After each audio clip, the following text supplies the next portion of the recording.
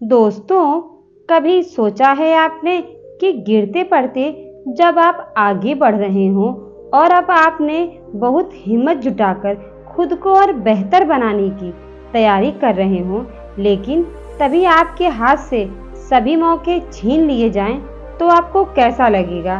तो चलिए, इसी पे आधारित मैं आपको एक कहानी सुनाती हूँ। बने रहिए हमारे चैनल पे। प्राचीन समय की बात है। एक राजा के राज्य में 3 कर्मचारी कार्य करते थे। राजा ने किसी काम की जिम्मेदारी उन तीनों पर सौंपी थी। उस काम को वो तीनों किसी कारणवश पूरा नहीं कर पाए, जिससे कार्य से निकाले जाने का डर सताने लगा और वो तीनों यही सोचकर बहुत चिंतित रहने लगे। चिंतित होकर वह घर की ओर जा रहे थे। रास्ते में उन्हें एक सन्यासी मिला। सन्यासी उन तीनों को परेशान देखकर समस्या पूछता है। वह तीनों लड़के अपनी समस्या सन्यासी को बताते हैं। सन्यासी बोला, चलो मैं तुम्हें एक ऐसे परिवार से मिलाता हूँ, शायद तुम्हारी समस्या का जवाब तुम्हें वहीं पे मिल जाए। सन्यासी के ऐसा कहने पर वह तीनों लड़के सन्यासी के साथ उस बुजुर्ग व्यक्ति के घर चल पड़े। सन्यासी बुजुर्ग व्यक्ति के पास जाकर बैठ गया और उनसे बातें करने लगा। अब आपके दोनों बेटे क्या कर रहे हैं? क्या आप खुश हैं? जी गुरुजी, मेरे दोनों ही बेटे अब अच्छी तरह से अपनी जिंदगी में कामयाब हो रहे हैं।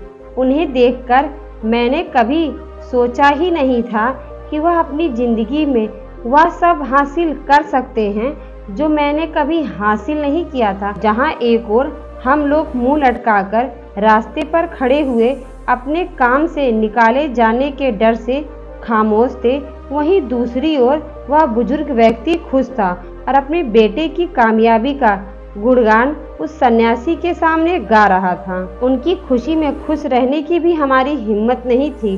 वह बुजुर्ग व्यक्ति बोला, लगता है कि तुम लोग भी यहाँ घूमने आए हो, बैठो और चाय पियो। नहीं, आप परेशान मत होइए, हम सब अपने घर की तरफ ही जा रहे हैं। तुम सब इतने परेशान क्यों हो? क्या कुछ परेशानी है? शायद हमारा काम छूटने वाला है, इसीलिए हम थोड़ा परेशान हैं। तुम बच्चे भी ना छोटी छोटी बातों को अपने दिल में लगा लेते हो। तुम लोग मेरे बेटे की तरह ही हो, परेशान मत हो। अगर तुम हार रहे हो तो ऐसा समझो कि तुम जीतने के लिए ही हार रहे हो। वो कैसे? मेरा बड़ा बेटा और मेरा छोटा बेटा दोनों ही एक दूसरे के बिल्कुल उल्टा काम करना पसंद करते हैं। एक बहुत बुद्धिमान है तो दूसरा होशियारी से कोसों दूर भागता रहता है।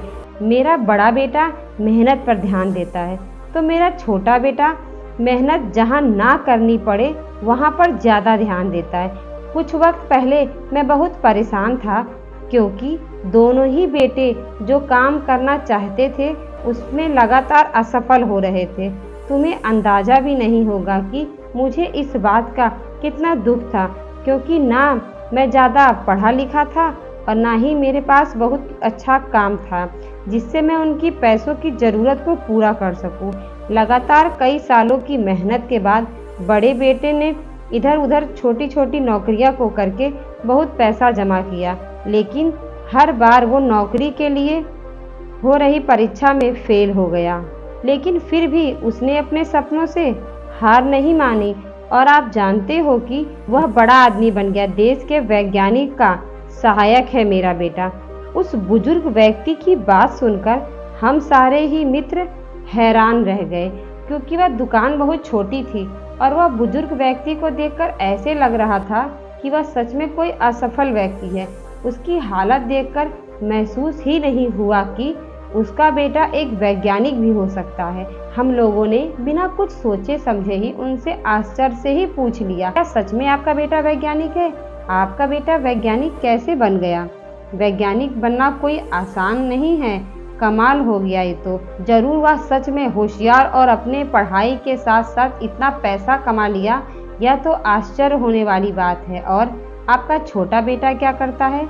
आपने कहा कि वो मेहनत करना पसंद नहीं करता। दरअसल मैं अपने दोनों बेटों की कभी भी मदद नहीं कर सका, लेकिन मुझे उन दोनों पर भरोसा था कि मैं उनसे हमेशा यही कहता था कि एक दिन कामयाबी उन्हें जरूर मिलेगी।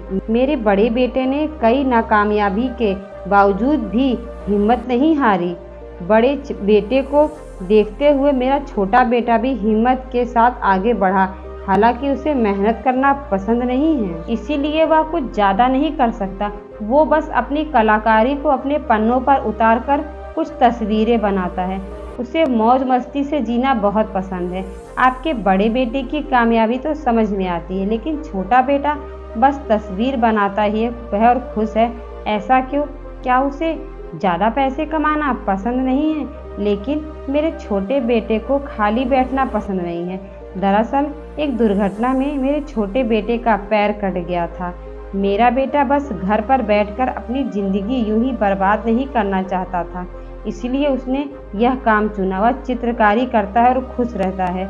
उसका मानना था कि अगर ज़िंदगी आपसे सारे मौके छीन लेना चाहती है तो भी आपको ज़िंदगी के सामने डट कर खड़े रहना होगा और उसे बताना होगा कि जब तक आप में हिम्मत है तब तक आप कभी भी हार नहीं मान सकते।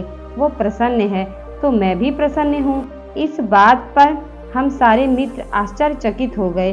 बड़े बेटे की कामयाबी हमें समझ आ गई, लेकिन छोटे बेटे की हिम्मत और उसका अंदाज़ा देखकर हम कुछ बोलने के काबिल ही नहीं थे।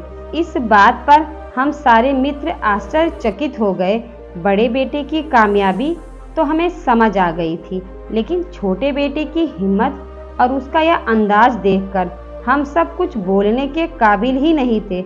उन बुजुर्ग व्यक्ति की एक छोटी सी बात और उनके कहने के एक सरल से तरीके ने हमें अंदर तक झकझोर कर रख दिया था और अब हमें समझ आ रहा था कि वह सन्यासी हमें यहाँ अपने साथ क्यों लेकर आए थे। हम सारे मित्र एक दूसरे को देख रहे थे और शायद हम सबके मन में एक ही बात चल रही थी कि जब एक व्यक्ति इतनी बुरी हालत के बाद और अपनी किस्मत से धोखा पाने के बाद भी इतनी हिम्मत के साथ अपनी ज़िंदगी को जी रहा है तो फिर हम सब क्यों इतने दुखी हैं।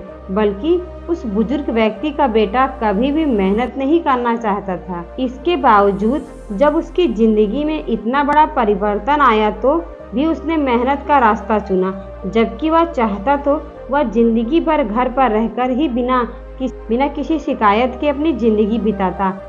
उसने अपने जीवन को निराशा में डूबने की जगह एक बड़ा फैसला किया। मेरी नज़र में वह व्यक्ति एक छोटा सा काम करने के बावजूद एक सफल व्यक्ति बन चुका था। इंसान अपनी हार से भी कुछ सीख सकता है और अब से हम भी उसी की तरह हिम्मत के साथ अपनी ज़िंदगी की चुनौती से लड़ने की कोशिश करेंगे। बाबा, धन्यवाद कि आपने इतनी खूबसूरती से हमें ज़िंदगी का इतना अहम सबक सिखाया। हम खुश हैं कि उस बूढ़े आदमी ने हमें अपने जीवन की कहानी सुनाई। दोस्तों, अगर आपको ये वीडियो अच्छी लगी हो तो लाइक करें, कमेंट करें, शेयर करें। नए हो तो चैनल को ज़रूर सब्सक्राइब करें। मिलती हूँ किसी नई कहानी के साथ। तब तक के लिए बहुत बहुत धन्यवाद।